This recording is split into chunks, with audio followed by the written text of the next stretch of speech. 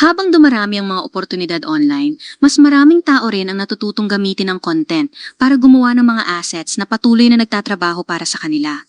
Isa sa pinakasikat na paraan ngayon ay ang affiliate marketing.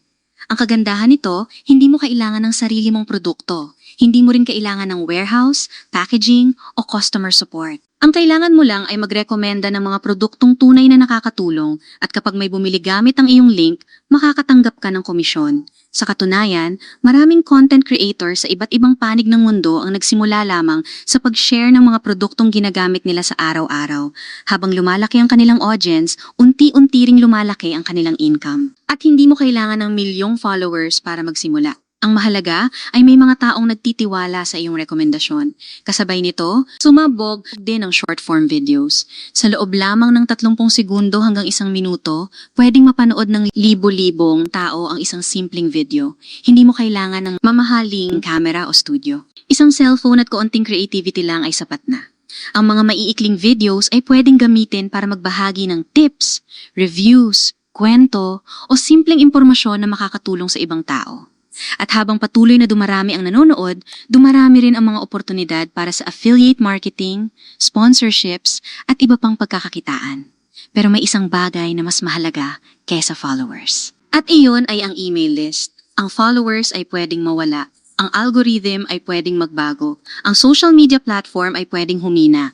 Pero ang email list ay isa sa mga bagay na tunay mong pagmamay-ari. Kapag may mga taong nagtitiwala sa iyo at kusang nagbibigay ng kanilang email, nagkakaroon ka ng paraan para manatiling konektado sa kanila kahit magbago pa ang mundo ng social media. Maraming negosyo ang patuloy na kumikita dahil lamang sa maayos nilang naalagaan ang kanilang email subscribers. Isa pang tahimik na pinagmumula ng traffic ay ang Pinterest. Maraming tao ang nag-aakalang social media lamang ito, pero sa totoo lang, isa itong search engine. Araw-araw ay may mga taong naghahanap ng recipes, travel ideas, budget tips, home organization, fashion inspiration, at kung ano-ano pa. Ang kagandahan nito, ang isang simpleng pin ay pwedeng magdala ng traffic kahit makalipas ang ilang buwan o taon. Kaya habang ang ibang posts ay mabilis mawala, may mga content na patuloy na nagdadala ng bisita sa iyong website o affiliate links. Habang lumalawak ang internet, mas dumarami rin ang mga micro-influencers. Hindi mo kailangan ng milyon-milyong followers para magkaroon ng impluwensya. Maraming creators na may maliit, ngunit napakatapat na audience. Dahil dito, maraming negosyo ang mas gustong makipagtulungan sa kanila dahil mas personal ang connection nila sa kanilang mga followers. At kung mayroon kang produkto o serbisyo, ang pakikipag-collaborate sa mga maliliit na creators ay pwedeng maging mas epektibo kaysa magbayad ng malalaking celebrities. Isa pa sa mga simpleng ngunit napakagandang business models ay ang print on demand. Isipin mo na lang na nagbebenta ka ng t-shirts, mugs, tote bags o posters nang hindi ka humahawak ng inventory. Kapag may umorder, saka pa lamang ito ipiprint at ipapadala ng supplier. Hindi mo kailangang mag-stock ng daan-daang produkto sa bahay. Mas maliit ang risk at mas madali para sa mga nagsisimula. At habang tumatagal, maaari kang bumuo ng sarili mong brand. Ngunit hindi lamang mga produkto ang pwedeng pagkakitaan. Kahit simpleng tools ay may malaking halaga. Maraming tao ang naghahanap ng budget calculators, image compressors, calorie calculators, meal planners, at iba't ibang simpleng utilities na nagpapadali ng kanilang buhay. Hindi lahat ng matagumpay na apps ay komplikado. Minsan, ang maliliit na problemang nasosolusyonan araw-araw ang may pinakamalaking halaga. Habang papasok tayo sa panahon ng artificial intelligence, mas maraming oportunidad ang nabubuksan para sa mga taong gustong matuto. Maraming professionals at business owners ang gustong maintindihan kung paano gamitin ang AI para mapabilis ang kanilang trabaho.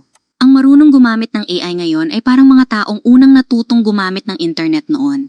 Hindi mo kailangang maging programmer. Ang mahalaga ay marunong kang maghanap ng tamang tools at alam mo kung paano ito gamitin ng tama. Marami ring busy professionals at entrepreneurs ang gustong maging active sa LinkedIn pero wala silang sapat na oras para gumawa ng content. Dahil dito, maraming tao ang tumutulong sa kanila sa pag-organize ng kanilang mga ideya at paggawa ng mga posts upang mapanatili ang kanilang online presence. Sa totoo lang, hindi lahat ng negosyo ay nangangailangan ng malaking kapital. Minsan, sapat na ang makatulong ka sa ibang tao na makatipid ng oras at maging mas productive. Dahil sa modernong panahon, ang oras ang isa sa pinakamahalagang assets na mayroon tayo. At habang mas natututo ang mga tao na pahalagahan ang kanilang oras, mas nagiging mahalaga rin ang mga taong marunong gumawa ng mga sistemang nagpapadali ng buhay. Ngunit ang pinakakawili-wiling bahagi ay hindi pa natin napag-uusapan. Dahil sa susunod na bahagi, papasok tayo sa creator economy, personal branding, at ang isa sa pinakamakapangyarihang assets na pwede mong buuin na maaaring magbukas ng napakaraming oportunidad sa hinaharap.